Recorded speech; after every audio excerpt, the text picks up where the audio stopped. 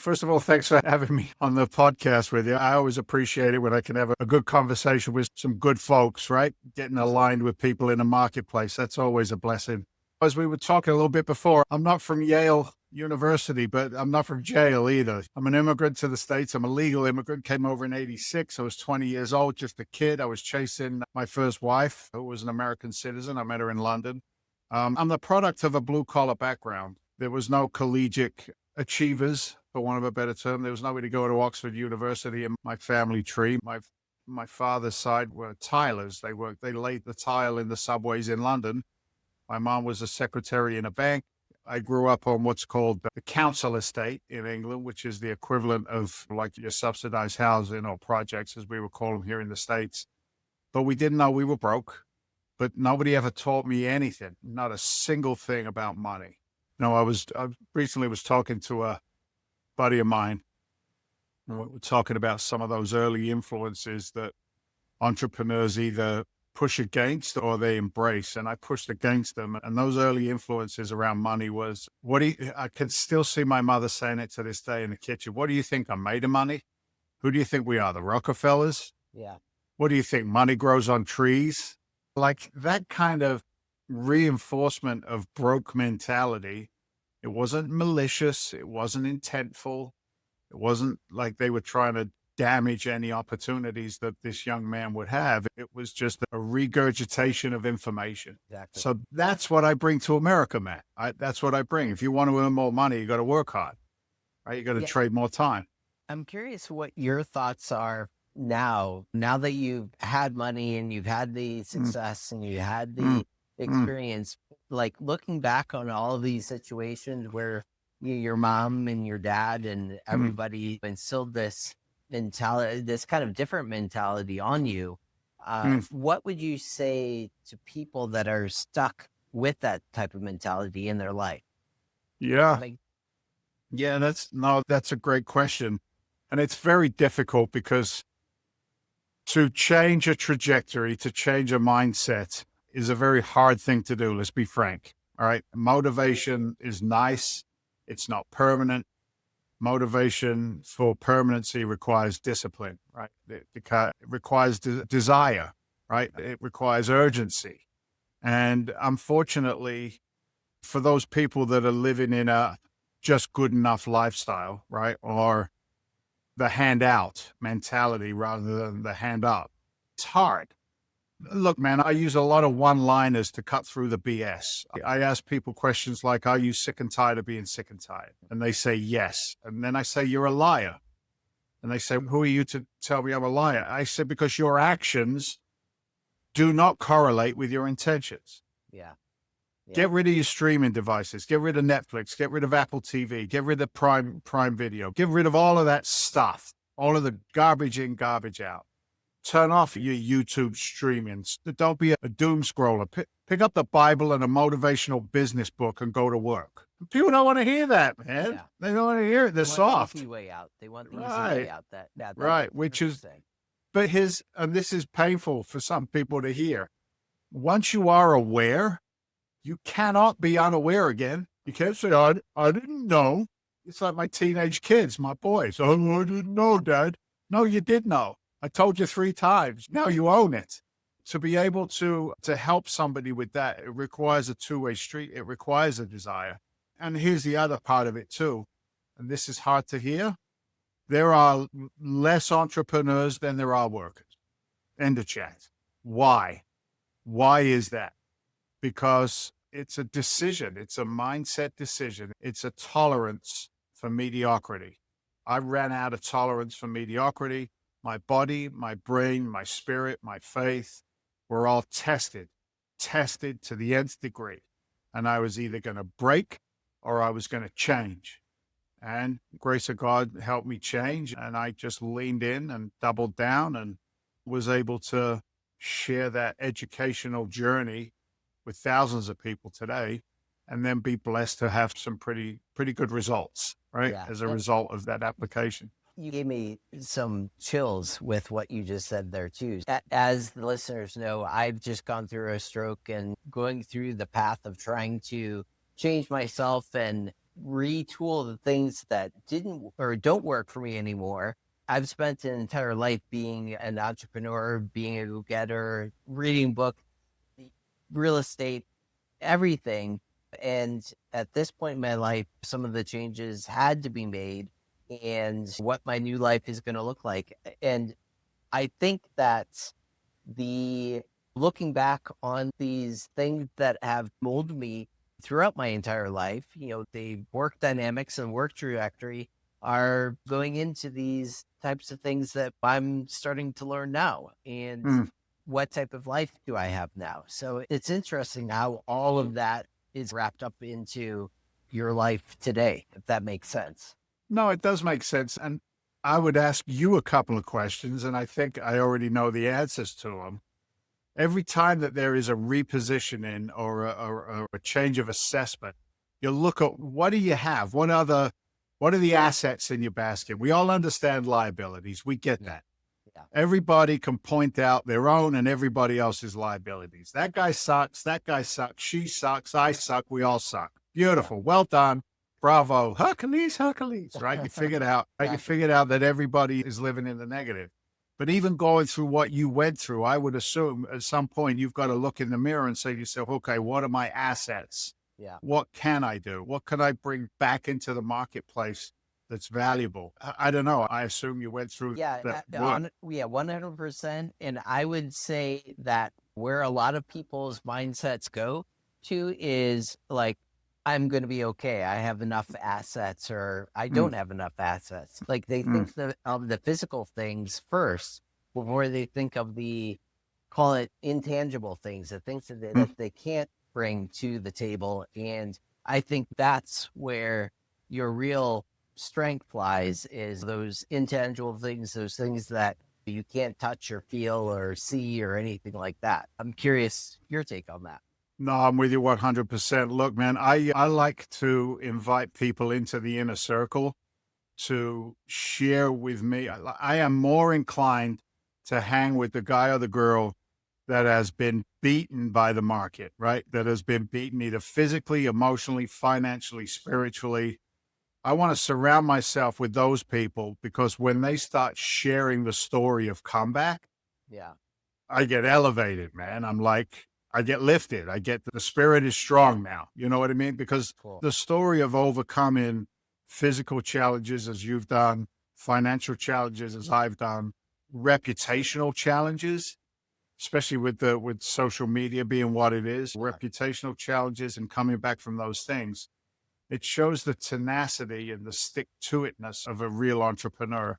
What I kind of resist, I don't know if you experience this, but what I resist and push back against is what I call the dig jam, DIGAM. Damn, I'm good. Just ask me. These people are time wasters. They're soul suckers. And look, I love everybody equally, but my time and your time is precious. Who do you invite in to be an influence? And I'll add to that as well is that one of the things I learned from my mentors very early on was that if I was the smartest person in any room, I'm in the wrong room.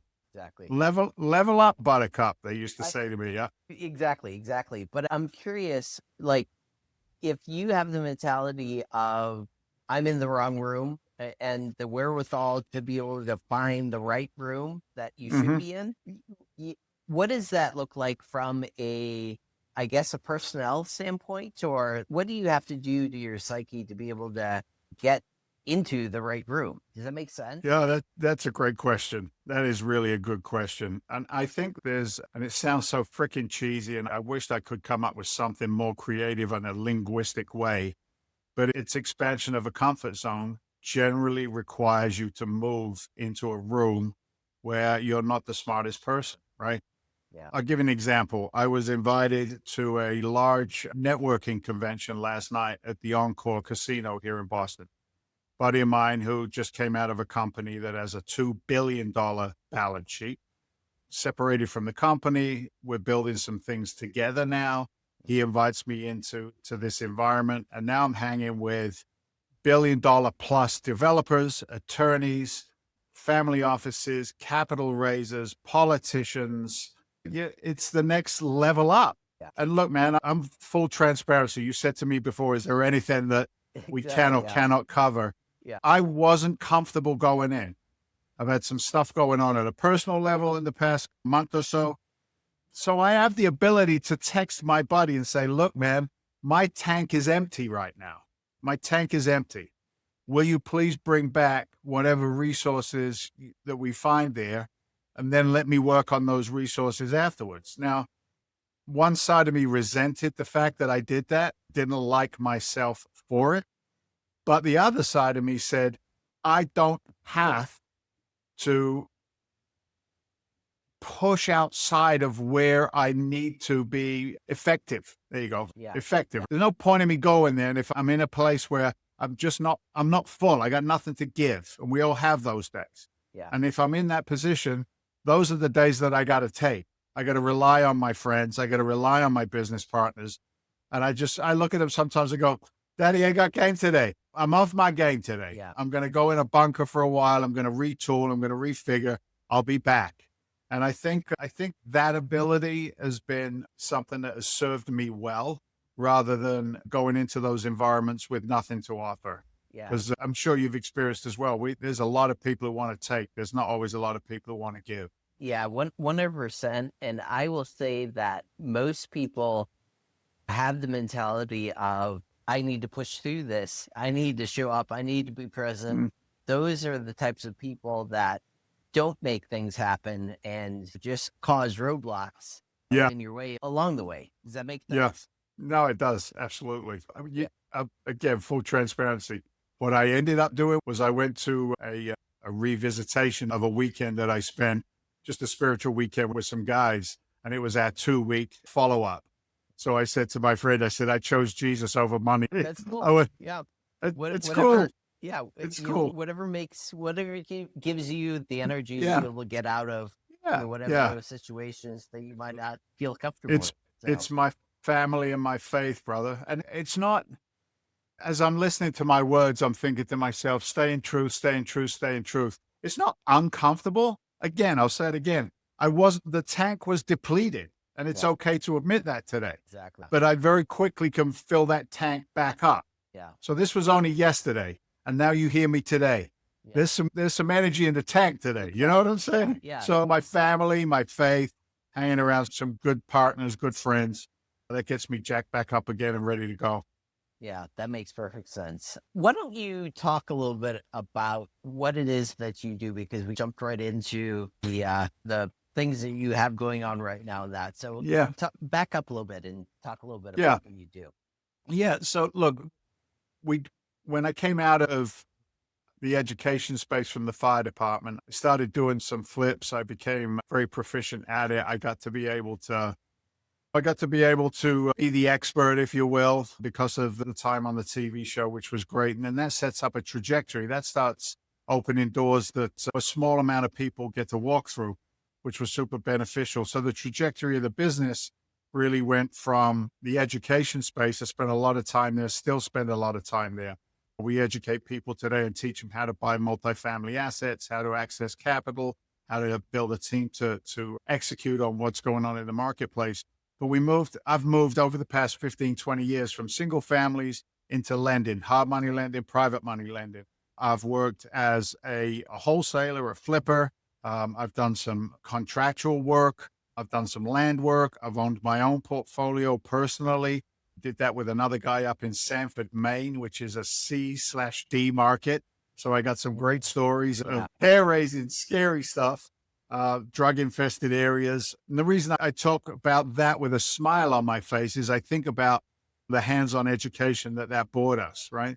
Yeah. So we've moved from that into the development world, into large apartment complexes.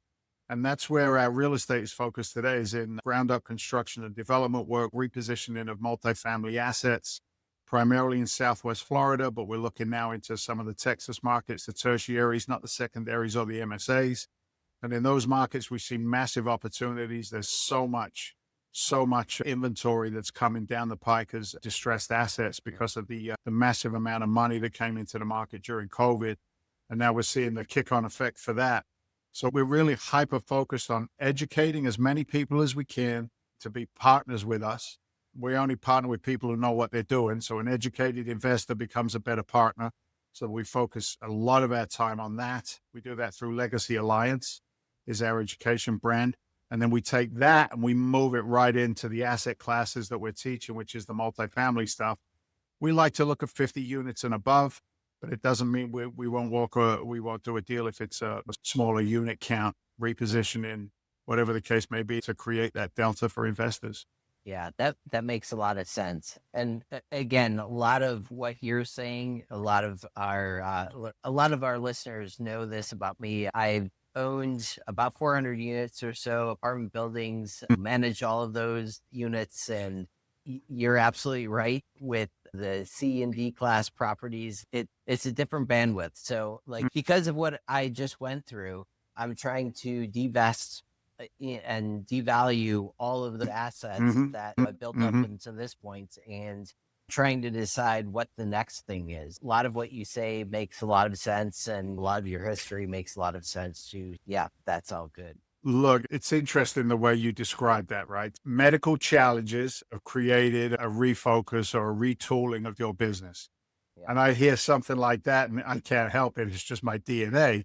I start thinking to myself, some of the deals I've done in the past, similar to your circumstance. And that's what's great about real estate is, for example, right? Hey, I just went through a stroke situation. I need to refocus my attention. I can't be hands-on property management. I don't want the additional stress anymore. And then an investor, me, somebody else like me, they can come in and they can solve those problems. Why don't we go into an owner finance situation? Why don't you just receive the checks every month and we'll take care of the tenants, toilets, and trash? Or have you thought about 1031 exchange? Have you thought about, it's so great that even in those darker times of real estate investing and the challenges, with the right people around us, our optionality changes so dramatically. Good players around us, we can say, okay, there's an exit strategy here that's still good for me personally, good for my family, good for my doctor's appointments, good, whatever it is, good for my rehab, right? My PT. That's what I loved about real estate and continue to love about it, is to be able to find a solution to a challenge. And look, I used to think to myself in the beginning, why would somebody sell in a single family home? Why would they sell it at a steep discount? Why would they do that when they could put it with a real estate agent and put it on the market?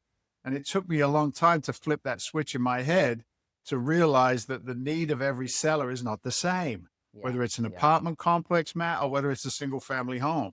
Being creative, being able to move with speed rather than the trudgery of the multiple listing service and the way the system is set up right now. Yeah, I love it, dude. I've always enjoyed this game from the minute I got into it. So it's been a ride. Yeah. That's cool. That's cool. You've also had your hands in on other ventures as well. One of them, we were talking prior to hitting the record button here, was with Russell Brunson. Can you talk a little bit about what you learned from Russell and things that you've been subjected to? Yeah. When I was in the fire department, I'm starting the education stuff as a student, right? I'm learning the fundamentals. I'm buying classes. I'm online. I'm doing all the stuff I'm doing. I had a coach or a mentor. And what happened was, because I was getting results and actually doing what I was learning, which unfortunately a lot of people don't, right? They pay the money and they expect the deals to fall out of the sky. You got to go work, right? You got to earn those deals. And I'm doing deals and now I'm getting recognized by the people who were teaching me. And these were national educators. And they asked me if I would teach. It blew me away because I was probably still $45,000, $50,000 in unsecured credit card debt. And now they want me to teach. And one of the OGs of education space, he said to me, he said, Dave, I think you could be a really good teacher, platform speaker. Yeah, you're going to sell some education after you spend some time with the student base. He said, but you have a good story. It's engaging. You're a good storyteller and people will respond to that. And I looked at him, I said, how can I be an educator when I'm 45 grand in the hole? He said, you don't have to be the expert in the beginning, Dave. He said, you can be the reporter of somebody else's expertise, whoever it was I was representing or sharing their systems with. And I was okay sitting with that. And I got really good at it. And I would do a lot of these multi-speaker events. And because you're now in that world, that your influences change. And Russell Brunson was on this periphery of this. He's ClickFunnels. He started a lot of the online marketing systems. I got to hang around with the guy who's my partner now, phenomenal guy, DC Fawcett, one of the best internet marketers out there. He's a legend. Matt Basak, another legend in the business. Gary Vaynerchuk was hanging around. And now, these guys, not Vaynerchuk and Russell Brunson, but these guys are they're in my phone. And when you're around people like that, with or without your permission, your perspective and reactions to situations change dramatically. And instead of the initial I can'ts, so all of a sudden you start thinking I can, because that's the information that you're getting, right? Information in, information out. And it was Russ Brunson who said to me, he said, Dave, you're a funny son of a gun. You should apply for this TV show, which is how we got Flipping Boston. I've been around enough of those marketing guys to know that I needed to be different than everybody else who wanted to be on a TV show. And it was an online vanilla application, name of the company, blah, blah, blah. And I just loaded it with profanity just because I knew somebody was going to go, what is this? Yeah. And they picked up a phone and next thing you know, we're shooting a couple of episodes of Flipping Boston, and we had the highest ratings on that Saturday morning slot that they had up until that time. We had 1.5 million viewers, and it was positive, and they gave it a thumbs up. And it was like we went from 3 episodes, and now they wanted 15. Yeah. Okay. And then you're an expert, like we were saying. Now you're a perceived expert. Whether you're a donkey or not doesn't matter. If you're on TV, you're an expert. Exactly. Yeah. And then you leverage that out.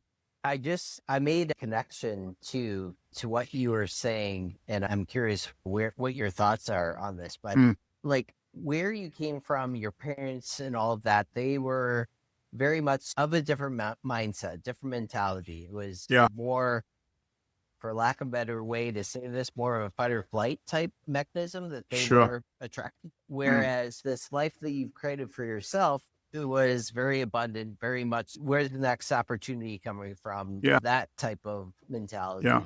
Can you talk a little bit about what that has done for you, for your mentality, for your business, all of that? I feel like all of that can be impacted by that. Absolutely. It all starts with the 6 inches between areas.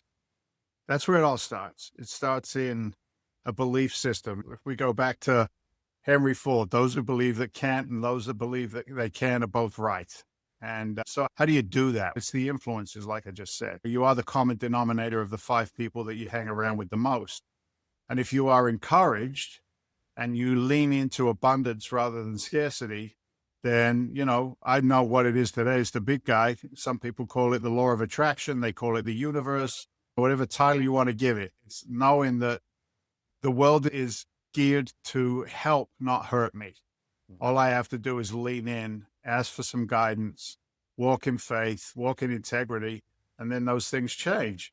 And when I started doing larger deals, $5, $10, $20, $30 million deals, there's always that internal dialogue. It's amazing how we can lie to ourselves in our own voice. And that internal dialogue that says, what are you doing? Forrest Gump, run, Forrest, run. You want to run away from that because it feels so new or so different. But I would consistently go back to my firefighter training, right? How can a human being stand in front of a building that's engulfed in flames and go into it rather than run out of it? How does that happen? It happens through repetition, evolution, consistency, strength, courage, and then teamwork. Following somebody else who's going where I don't want to really go. Take me by the hand and show me the way. And when you have incredible mentors and coaches around you that are there to support your decisions, that are there to tell you, hey, that's the dumbest thing I've heard you say ever. What are you, crazy? And then be able to accept that criticism, park your ego to the side. Magic happens. You build portfolios, you build cash flow.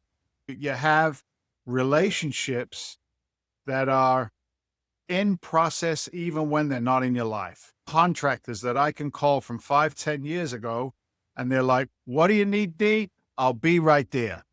What do you need? Insurance agents that don't break my stones. Insurance agents that go, yeah, what do you want for your coverage? Okay, we'll get that binded and over to you. Lenders who say, oh, yeah, it's Dave. Yeah, we lend Dave money. He's one of the good guys, right?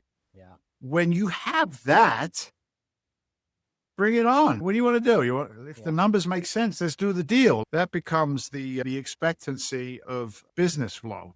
Now, is it that way all the time? God, no. No, it's not. Do I have to wake up every day, read some good scripture, get my mind, get a little business stuff under my belt, pull up my pants and go out? Yeah, every day I have to do that. But it works. And the days that I don't, suffer, Dave. You know the right way of doing it. You know what to do. You just got to do it. And then the results will follow. Look, man, the money comes later on. Don't get up and go do this life for money. Yeah. Money is just a piece of paper. It has very little value today.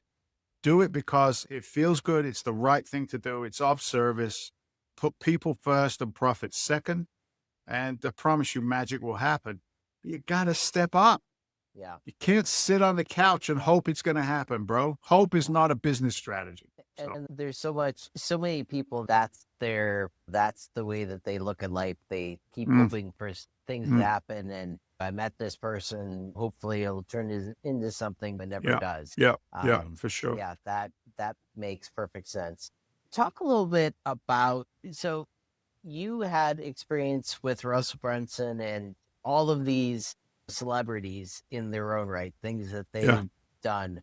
Talk about the impact that they've had on your life at this point. And that can be anywhere from the tangible things like with things that you've done with the TV show or other things that you've done on the side. Talk a little bit about that. Yeah, look, if it wasn't for Russell sending the application, I never would have done the TV show. If I hadn't have done the TV show, it wouldn't have created the credibility. If I didn't have the credibility, maybe it would have happened at some point. But if I you know what it boils down to? It boils down to being grateful and find some gratitude for those people in your lives. The knock-on effects from the people that you meet in life and in business are not yours to determine. They're yours to look back and say, wow, if I hadn't have committed to that relationship, that business relationship, whatever, who knows where I would have been. Russell's a great example of that. Just that one email started a ball rolling. But at the same time, there was also systems. Some of the very best marketers, like I said, Matt Basek, for example, and DC Fawcett. If it wasn't for DC Fawcett, you and I wouldn't be talking here today. Why is that? Because I don't have the time, the tenacity, or the inclination to reach out and book podcasts and put a nice little media kit together, do the research, make sure everything's copacetic, make sure it's a good conversation. I never get on a podcast conversation and feel like I wasn't supposed to be there, right? So there's another relational value. There's more money in relationships than there is in real estate. The real estate and everything else follows afterwards. And then from there, my years of education, I've got people that I partner with today who I sold them education training 5 years ago, 10 years ago, 15 years ago, people who implemented what they learned and then said, hey, what can we do together? You show me that you're in. You're a player. Exactly. Same way I would show somebody else further up or in a different sphere, if you will, than where we are right now. And for my family, Matt, I've got a 30-year-old son from my prior marriage. I'm blessed with a 15-year-old son and a 13-year-old son. Trying to get a soccer team together, but my boys think differently, bro. They do. They just think differently, brother. My 15-year-old, he says to me the other day, he says, Dad, I know why I want to go to college. I go, why's that? He goes, I need to learn how to socially interact with the people I'm going to employ when I graduate. That's why I got to go. Yeah, that's great. That's great. So it's all effects, man.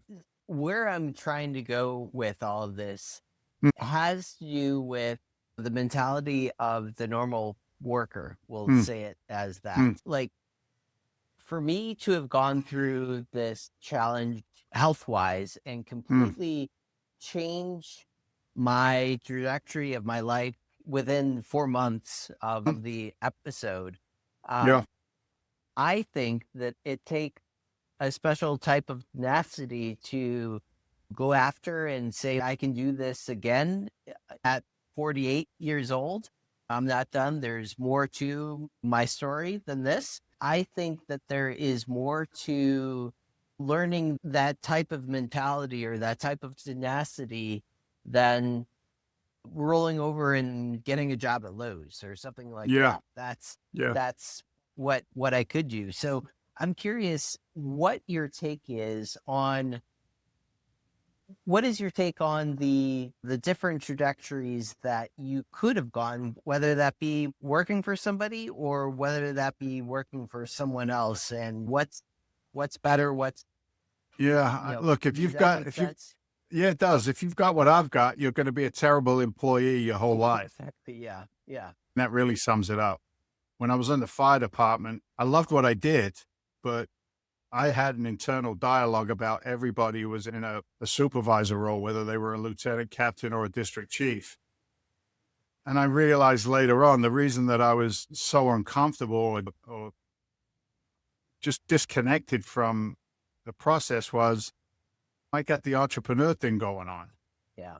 And the entrepreneur will live or die by their own decisions, nobody else's. You can't tell me what my value is. I'm the one who decides what my value is in the marketplace. Yeah. Some days I'm worth a nickel. Other days I'm worth $1 million. It all depends on, Yeah. it all depends on where I'm at. Whether, the challenges come, how much time you spend planning the next move, that's up to you. For some of us, we get beat pretty big and we take some time to ramp back up again. I was looking at a pretty substantial deal today and the numbers look good. But I got to be honest today. I looked at a guy and I said, my bandwidth isn't there for this deal right now. Yeah. The war chest is getting rebuilt. We've got some moves that we're making. Things are good. They're positive. But I know that where I aim needs to be service oriented, like I said before, not ego driven. And if I consistently do that, things will come out well, for sure. That makes perfect sense. And that is so much in life. Life in general, I think, is about not taking things too dramatically, too seriously. Yeah. About what you're doing and what you're going through and all of that. It is about making the next move further down the line. Would you agree with that? Yeah, for sure. Look, I don't know about anybody else. I need to be in a creative mindset most of the time, if not all the time. So with the multifamily world in which we obviously work in, we started to look at the growth potential in that market. It's going through some challenges right now with the amount of distressed paper that's in the multifamily market. So we look at situations like that, and one guy might say, run away, too fearful, too big, too scary. We go, no, let's run towards that. Let's see what that looks like. And when we look at $1.2 trillion in multifamily paper, mortgages, notes, loans that are coming due through 27, 28, that's massive opportunity. So what do we do now? What are we doing? We're positioning ourselves. We're jockeying to be in the best place we can be when those opportunities come. And we do that through our education. That's what Legacy Alliance is about. Picture and imagine you invest, I don't know, a couple of grand in yourself. You learn how we buy multifamily real estate. You use all of our systems and tools that we've built in our business over the past 15 years. Underwriting software, lead generation software, scripts to deal with sellers and brokers so that you can get that comfortable position. Picture and imagine what that would be like to come out of like a college environment with a diploma and then have a partner that's ready to help you take down some deals. That's what we're doing right now. We like that move because, look, there's a Trojan horse in it as well. I'll be fully transparent. What we find is we educate somebody. They see how much time it takes. They understand how much work it is now. They're so far up the education gradient that they then turn around and they go, you know what? I don't want to invest my money in that environment. Why don't I just put it in your environment? You work the money. And either way is fine. I don't need their money. I don't. There's plenty of money in the marketplace to capitalize deals, being creative, creating good systems, creating good partnerships and relationships. That's where it's at today for us, because we see the opportunity coming down the pipe. Yeah, that's a great way to end all this too. Saying that it is all about the opportunities and the partnerships, and it's all about the personalities that you run across. It means so much. With that, Dave, thank you for taking the time. If people wanted to reach out and learn more about you, what would you say is the best way to do that? Yeah, like I said, Legacy Alliance, if you want to learn the business, potentially put your hand in our pocket and do some deals. Legacy Alliance, you can always find me on LinkedIn, Dave Seymour. But my team will send you some show notes and some clips and places that folks can go. We got free resources. We wrote a couple of books. They're more than welcome to get a copy of our books. Of course, they're backwards, right? Yeah. But Inflation Nation. And this one's a good one. This is Wealth Without Wall Street, showing people really what's going on with the Wall Street market. So we got free resources. We got free books. We got downloads, just stuff to get somebody engaged so that they can start thinking about what's going on. So you'll find us. You'll find us if you want to. That's cool. Yeah. Thank you, Dave.